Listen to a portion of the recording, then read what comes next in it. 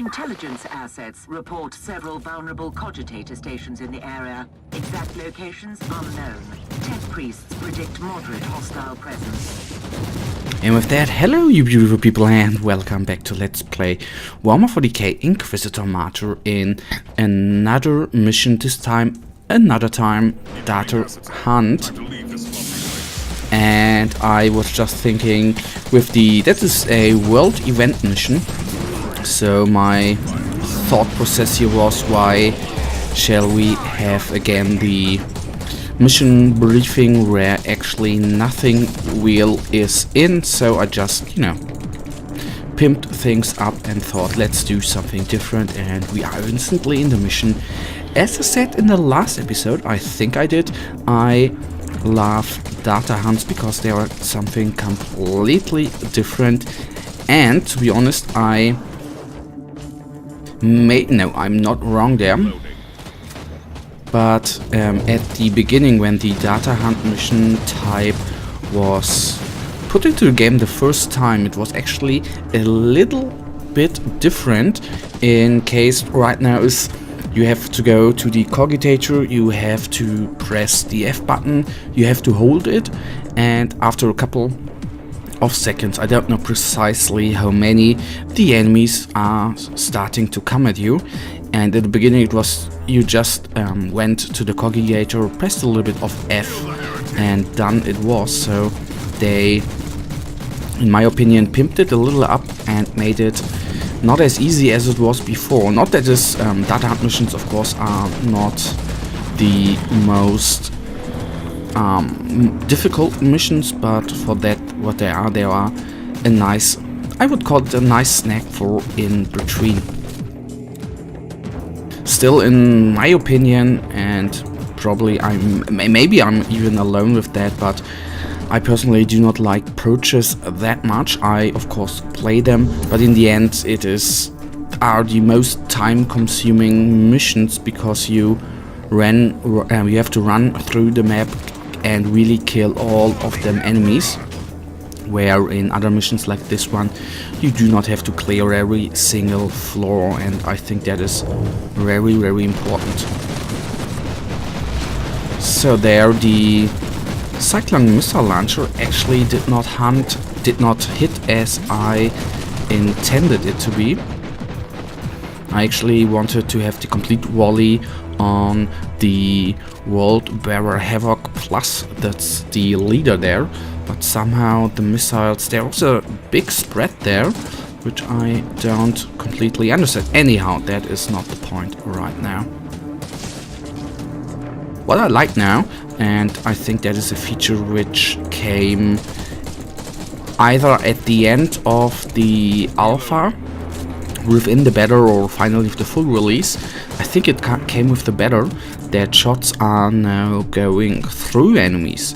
And yes, I am pretty sure that came with the beta, and I think that's really cool. We have seen it when I was aiming at the Plague Bearer, that the shots were going, or at least one shot was going through to the Plague Ridden, and I think that is a really nice feature. So this guy is nearly gone, and there he buffed his little mates, but that didn't help him out much, although he is quite doing the damage to us there. Come on, die. The only tiny little thing I think with the world event, which is a little bit annoying. Accessing hostile network. Data siphon protocols initiated. Warning, enemy response teams nearby. Prepare for contact. I think I mentioned that before. Did I say it in the last episode? I can't remember. That you now in the world event, that the enemies you kill can spawn demons, like in when you play UFA's Terror missions, you have to choose from Arcana, and there's one Arcana. Data transfer complete. Terminating access. We've got a good deal of information, but there's more. Locate other cogitator stations. And there's one minor Arcana called Possession, which actually does the spawning there. and I think without that the world event would be a little bit easier, but for now they made it with that a little trickier, which is not bad actually, now that I'm thinking about it. Another thing is, which I just noticed, I think always shooting the Cyclone missile launcher in a group of rebels or squishy enemies which explode with one burst of the autogun always feels like a little bit of a waste. I rather shoot it because of its relatively high cooldown time.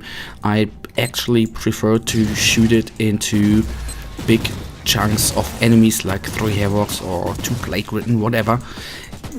But anyhow, in that situation, that's the point which I was actually coming to. I am wishing for some grenades, because as much as I actually do not like it, the plus critical hit chance of course ain't bad, but something with AoE damage in the end would have been a nice combination with that what we have right now with the current layout.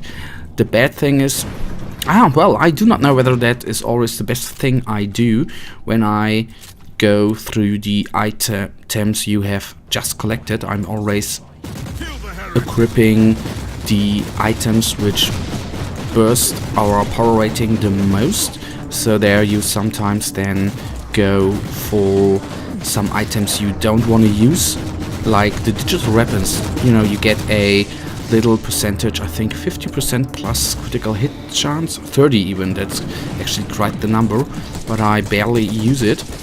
I will rather have something like a AoE thing like grenades, but sometimes you just have to take the bitter pill. On the other hand, I am not certain at what point it's a good choice to actually go for weapon stats instead of power rating stats. That is always a hard decision I'm having in this game. I think, me personally, that it is a little bit too early to say I go for plus critical hit chance or whatever, and rather go for the power rating overall, because in the end with the power rating you are buffing up your plus damage, and I think that overweights the other stats. That's just my little opinion. Let us wait until our health is actually up so we can use the cogitator. Let's just use it. Accessing hostile network. Data siphon protocols initiated.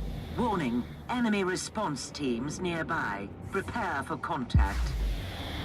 So it might seem like the enemies are spawning now a little more, or are there again only 2 waves? That is what I think was a little easy with the Datahunt missions, that you actually have 2 waves, and once these waves are completed you are gone. No enemies anymore come, and as you can see here, you between the next wave you get a good chunk of the loading progress bar there away.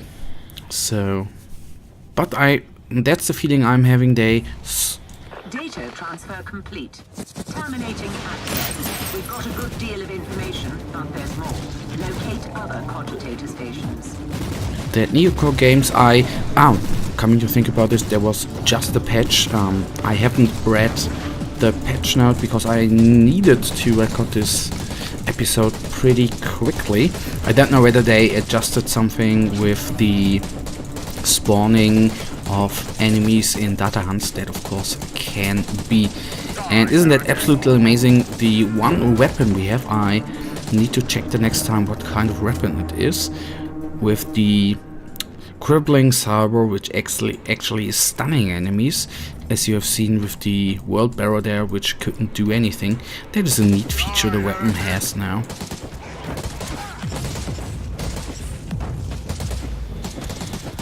Okay, I thought I could kill him, but he just went into cover. That is something many people actually criticize, that they don't think that this game is tactical enough, because Neocore games actually, I didn't get it that they were advertising it as a tactical RPG. For me, it's just an RPG with small tactical elements, actually.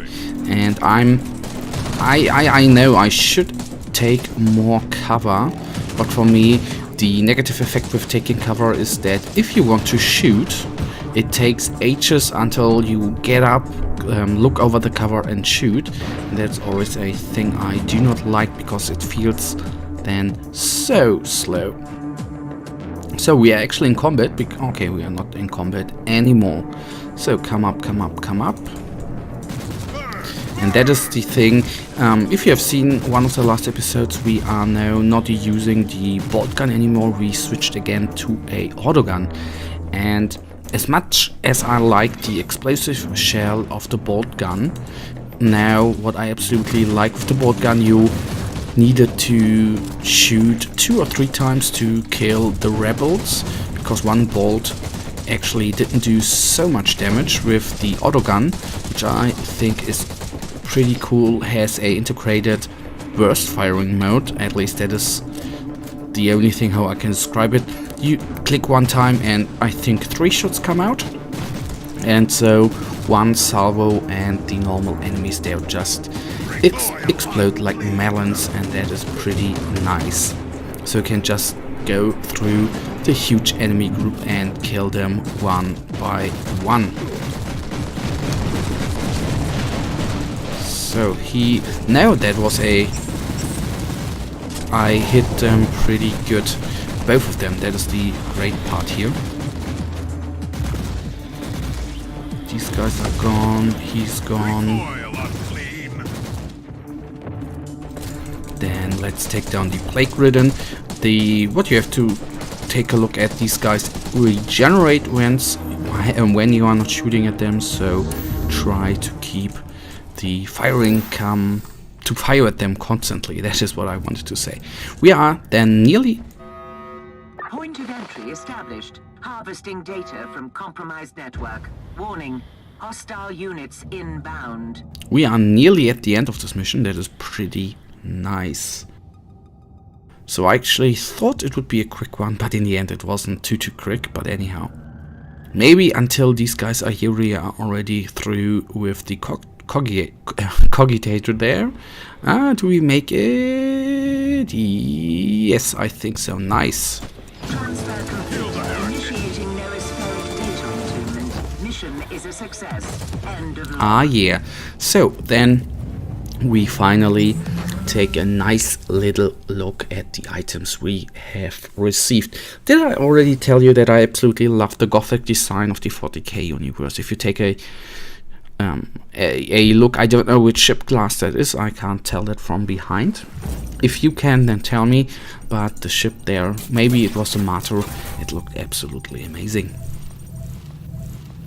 All right, I think we have not the biggest of upgrades, but anyhow, a autogun. Let's take a look at our 77. So that's a huge difference. So not really anything there. Guys, that then brings us to the end of this episode. And as usual, I really thank you for watching. If you have enjoyed this episode, guys, then please give me a thumbs up and subscribe. And well, I will hopefully see you in the next episode. Until then, have a nice day. Stay frosty. Bye.